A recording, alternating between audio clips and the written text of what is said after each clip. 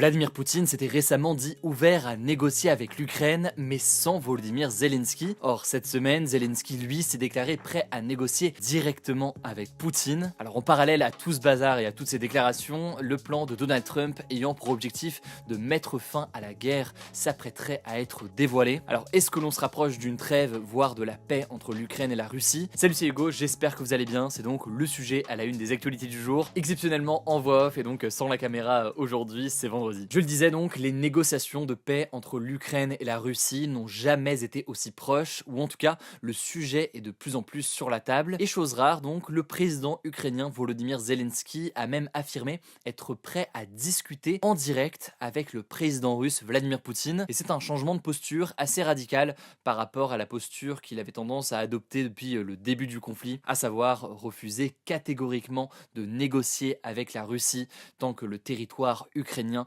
n'était pas entièrement libéré de l'armée russe. Alors d'où ça vient? Eh bien en fait, dans un entretien diffusé sur la chaîne YouTube Piers Morgan Uncensored, il a notamment évoqué un format avec 4 participants. Alors on peut imaginer que ces 4 groupes pour les négociations, ce serait l'Ukraine, la Russie, les États-Unis et potentiellement l'Union européenne, même si on peut imaginer aussi d'autres pays, par exemple la Turquie, qui depuis le début de la guerre essaie d'être un intermédiaire entre l'Ukraine et la Russie. Alors ce changement de posture du côté de Zelensky, il peut s'expliquer notamment par les difficultés qui sont rencontrées par l'armée ukrainienne qui continue à reculer sur le front. Les forces russes ont réalisé des avancées notables, notamment dans la région de Donetsk en Ukraine. Elles continuent donc à grappiller du territoire ukrainien et l'armée ukrainienne n'arrive pas donc à les repousser. Côté russe, il faut savoir que Vladimir Poutine a déclaré plusieurs fois être prêt à négocier seulement si l'Ukraine acceptait certaines revendications, à savoir renoncer à rejoindre l'OTAN, qui est donc cette alliance militaire de pays occidentaux menée par les États-Unis. Mais en plus de ça, ils souhaitent conserver les régions qu'ils ont annexées les 3 dernières années, en plus de la Crimée qui a été annexée en 2014. Sauf que jusqu'ici, l'Ukraine n'était absolument pas ouverte à céder ses territoires. A priori, cette ligne n'a pas changé aujourd'hui, mais il faudra voir à quoi vont ressembler les discussions et les négociations si elles s'ouvrent dans les prochains mois. En tout cas, l'Ukraine a annoncé ce mardi avoir échangé avec les États-Unis. Il y a donc des discussions en cours, potentiellement pour une rencontre à terme donc entre les deux chefs d'État, même si vous l'aurez compris, on en est quand même relativement loin. Mais quel serait le rôle des États-Unis dans ces négociations? Eh bien en fait, tout cela quand même se précise puisque Donald Trump prévoit de présenter un plan de paix pour mettre fin à la guerre en Ukraine. Il prévoit de le présenter lors de la conférence de Munich sur la sécurité qui se tiendra du 14 au 16 février. Pendant sa campagne présidentielle, Trump avait affirmé à plusieurs reprises qu'il comptait mettre fin à la guerre en Ukraine en 24 heures s'il était élu. Alors ces propos, vous l'imaginez, avaient beaucoup fait réagir. Sans surprise, la guerre n'est pas terminée en 24 heures. Cependant, ses conseillers ont donc récemment reconnu que parvenir à un accord de paix pourrait prendre plusieurs mois, voire encore plus longtemps. En tout cas, la posture de Donald Trump semble en tout cas officiellement plutôt plaire à Volodymyr Zelensky, qui a déclaré il y a quelques semaines lors d'une interview que le président américain était, je cite, décisif dans cette guerre et qu'il pouvait aider l'Ukraine à arrêter Poutine, notamment car, je cite, Trump est fort et imprévisible. Il faut savoir que Trump a déjà menacé la Russie de nouvelles sanctions si la Russie ne s'engageait pas dans des pourparlers et dans des discussions bientôt avec l'Ukraine. Alors maintenant, il faut quand même apporter beaucoup de nuances à ces propos donc de Zelensky envers Trump. En effet, il faut garder en tête que aujourd'hui Zelensky a besoin des États-Unis. Il dépend véritablement de l'aide militaire américaine et le président ukrainien a probablement compris qu'il avait tout intérêt à se rapprocher de Trump pour éviter que le président américain ne prenne une décision contre lui. C'est là aussi toute la complexité en fait de la situation. Il faut savoir que beaucoup d'Ukrainiens se sentent dans une posture extrêmement délicate et extrêmement difficile. Avec Joe Biden comme président, certes, il disposait d'une aide militaire et d'une aide financière très importante pour résister, sauf que en réalité, et on le voit sur le terrain, cette aide, elle n'était pas suffisamment importante pour que l'armée ukrainienne arrive à repousser l'armée russe, d'où le sentiment qu'ont beaucoup d'Ukrainiens d'assister ces derniers mois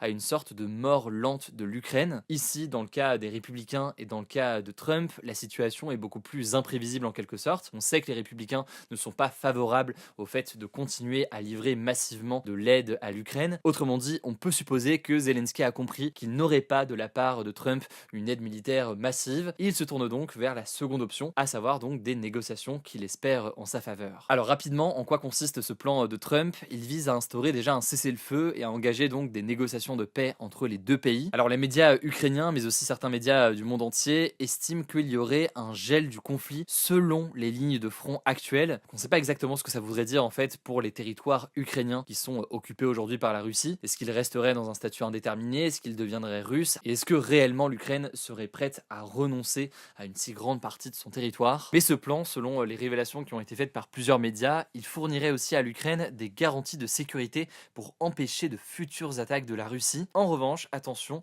l'Ukraine devrait rester neutre et renoncer à son adhésion à l'OTAN. Par ailleurs, les sanctions occidentales contre la Russie seraient progressivement levées et donc supprimées. Pareil, sur la question de l'OTAN, à voir quelle est la posture de Zelensky sur ce sujet, sachant que typiquement le 1er février, il a déclaré qu'il souhaitait poursuivre l'intégration de l'Ukraine au sein de l'OTAN. Alors du côté russe, il n'y a pas eu énormément de déclarations pour le moment, simplement on sent une forme de vigilance du côté de la Russie. Ce qui est sûr, c'est que ces négociations de paix, elles pourraient permettre à la Russie de soulager son économie qui a été mise à rude épreuve par ces 3 ans de guerre. Alors certes, on en a déjà beaucoup parlé sur la chaîne, la Russie a développé de nombreux partenariats économiques avec d'autres pays, notamment certains pays en Asie et notamment la Chine. Ce qu'on peut aussi noter, c'est que la Russie affiche une croissance de 3,6% en 2024. Et pour nuancer ce chiffre, il faut savoir que 40% du budget de l'État est aujourd'hui consacré à l'industrie de la défense. C'est donc une forme de stimulation artificielle de l'économie. Et cette stratégie, qui mobilise une partie importante donc de la population, elle pénalise finalement d'autres secteurs en parallèle. En tout cas, les États-Unis, comme la Russie, ont déclaré qu'ils étaient en train d'organiser une rencontre entre Trump et Poutine, soit pour février, soit pour le mois de mars. On suivra évidemment ce qu'il en est.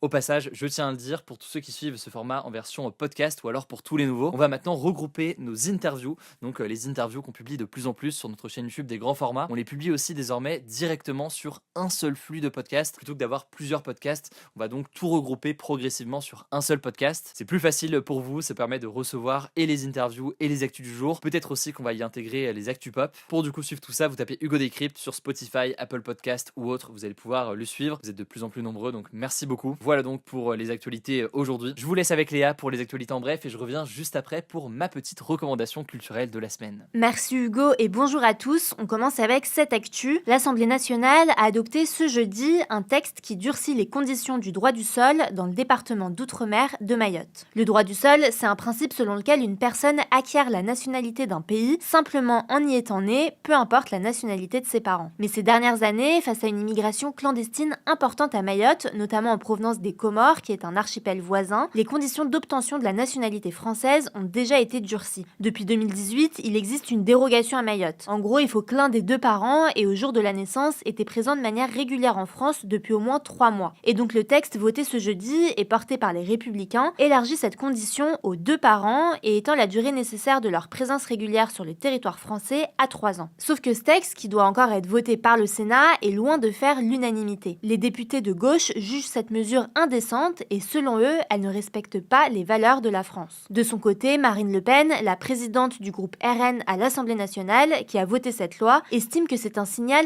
pas suffisant. Elle souhaiterait aller plus loin en abolissant totalement le droit du sol à Mayotte. À noter que ce jeudi, le ministre de la Justice Gérald Darmanin a suggéré un débat national à ce sujet, soutenant l'idée d'une modification de la Constitution, donc la norme suprême en France, pour permettre de réformer l'accès au droit du sol. De son côté, François Bayrou a annoncé dans une interview sur RMC ce vendredi vouloir un débat public plus large sur qu'est-ce que c'est qu'être français. Deuxième actu, la coordination rurale, le deuxième syndicat agricole français, réputé proche de l'extrême droite, a réalisé un score historique lors des élections des chambres d'agriculture, dont les résultats définitifs sont attendus dans le week-end. Ce sont des élections organisées tous les 6 ans en France et qui permettent aux agriculteurs et aux autres acteurs du secteur de choisir leurs représentants. Alors pour le moment, le dépouillement est toujours en cours, mais la coordination rurale a déjà affirmé avoir remporté au moins une quinzaine de chambres d'agriculture, contre 3 auparavant. Le président de la FNSEA, qui reste le premier syndicat agricole français, a indiqué prendre acte de la percée historique de la coordination rurale, qui est selon lui le symptôme d'une colère à cause de l'importante crise agricole. À noter que pour ces élections, la FNSEA s'est alliée avec un autre syndicat, les jeunes agriculteurs. Cette alliance reste majoritaire et elle devrait arriver en tête dans 80% des départements. Troisième actu, on vous en parlait hier, mais finalement il y a eu un retournement de situation. Le ministre de l'économie a annoncé ce jeudi soir la suspension de la baisse du seuil d'exemption de TVA pour les micro-entrepreneurs. Il était prévu d'abaisser le seuil de chiffre d'affaires annuel à partir duquel les auto-entrepreneurs ne payent plus de TVA à 25 000 € contre 37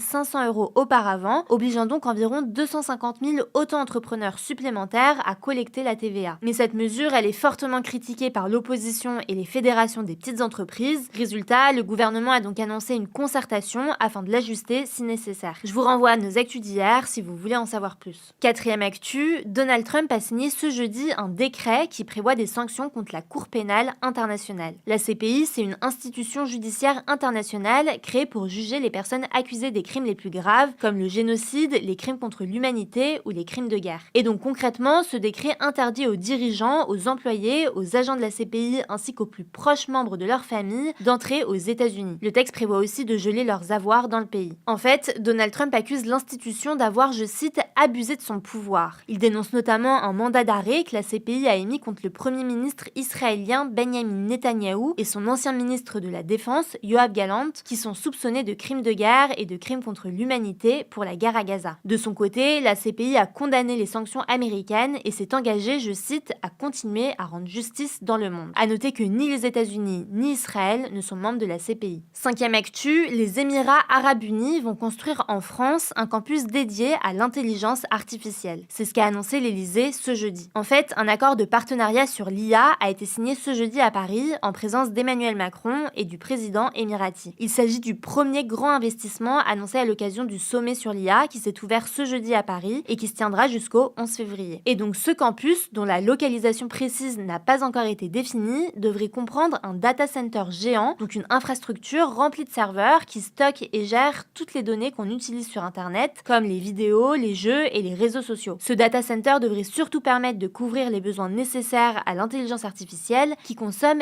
énormément d'énergie pour effectuer des calculs toujours plus complexes. D'après l'Élysée, ce campus, qui devrait être le plus grand en Europe consacré à l'IA, représente des investissements estimés entre 30 et 50 milliards d'euros. Et on finit avec une bonne nouvelle, les fauteuils roulants seront intégralement remboursés par la sécurité sociale à partir du 1er décembre 2025. C'est ce qu'a annoncé Emmanuel Macron sur TikTok ce jeudi. En France, environ 1 million de personnes utilisent un fauteuil roulant selon l'Institut de recherche et documentation en économie de la santé. Pour vous donner une idée, un fauteuil manuel peut coûter jusqu'à 10 000 euros et un fauteuil électrique jusqu'à 50 000 euros. Actuellement, l'assurance maladie rembourse jusqu'à 600 euros pour les fauteuils manuels et jusqu'à 5 200 euros pour ceux qui sont électriques. En tout cas, la liste des fauteuils éligibles au remboursement a été publiée ce vendredi. On vous met le lien en description. Merci beaucoup Léa. Alors ma recommandation culturelle de la semaine dernière, il me semble que je vous ai parlé du film Je suis toujours là, qui est absolument excellent et que je vous recommande toujours, un film brésilien. Mais l'autre film que je voulais vous recommander cette semaine, c'est le film Better Man. Vous en avez très sûrement entendu parler. C'est le biopic sur Robbie Williams,